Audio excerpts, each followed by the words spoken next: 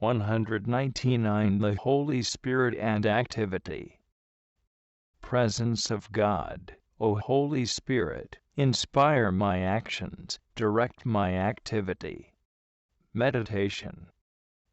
1.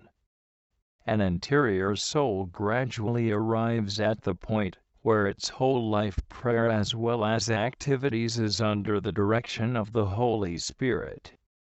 Jesus himself has told us that he would teach us all things, and bring all things to our minds. Compare John 14:26.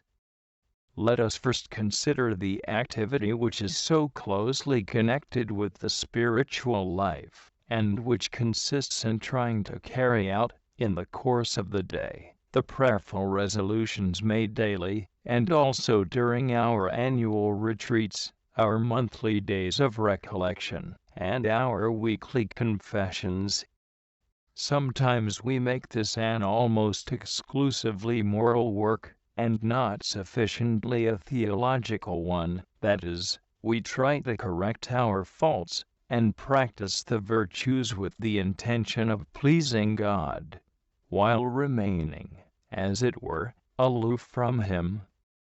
We labor alone, almost forgetting that there is someone within us who can not only help us, but can do the work better than we can.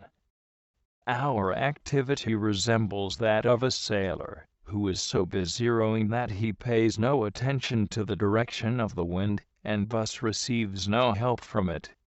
Certainly personal efforts are not to be neglected, but they should be expended in a more interior manner, that is, in a theological way, depending more upon God and the action of the Holy Spirit, rather than aimed directly at correcting a fault or acquiring a virtue.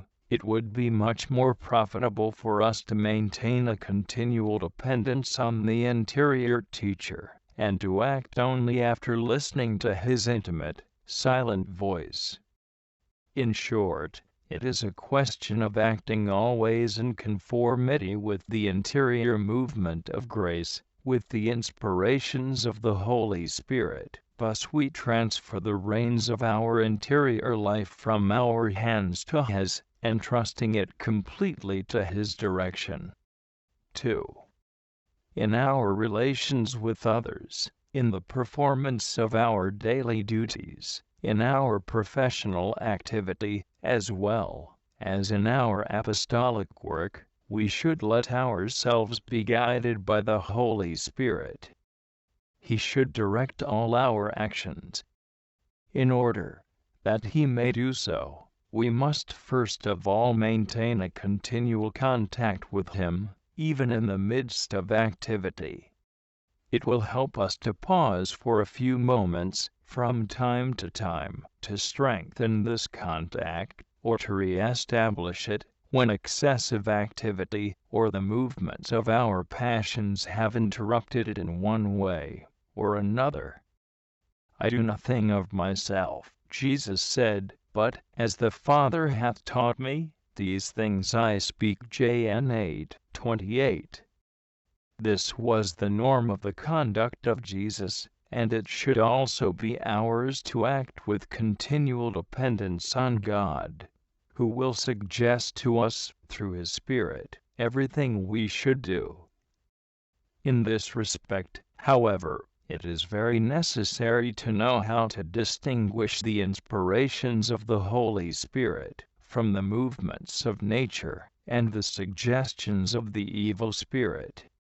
Without this prudent discretion, we may easily expose ourselves to illusions and errors, taking for divine inspiration what is, on the contrary, the result of the more or less unconscious impulses of our defective nature, of our passions.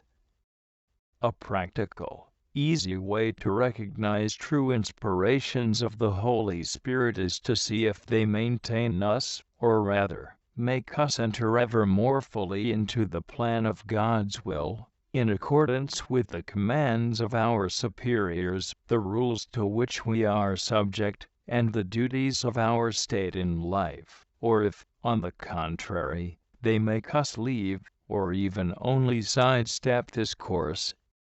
In the latter case, there would be reason to fear, for the Holy Spirit can urge us only to the accomplishment of God's will. Anything contrary to obedience and our duties cannot be inspired by Him.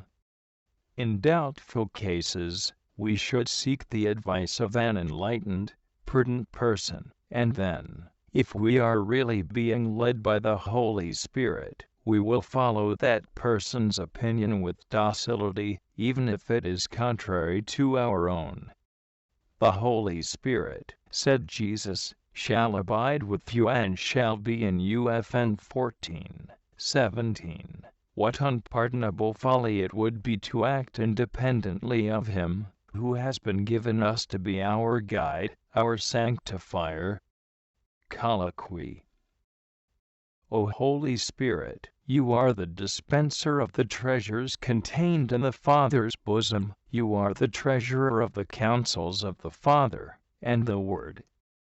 You show us what we should do in order to please the Trinity. You teach us in the intimacy of our hearts by your inspirations, and exteriorly in our lives by the preaching and advice of your ministers. The gates of heaven are always open so that grace may come down to us, but we do not open our hearts to receive it.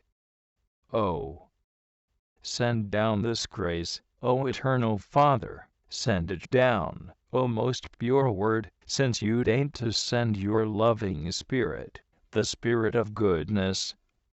O Holy Spirit, how generous you are to us, and blessed are they who welcome you. You bring us the Father's power, the ardent love of the Word. Compare Saint Mary Magdalene dei Pazzi. O Lord, show me the path I must follow to reach you. Teach me to do your will, and let your Spirit guide me on the right path. Create in me, O God, a clean heart, and infuse into me your Spirit, the Spirit of uprightness and of truth.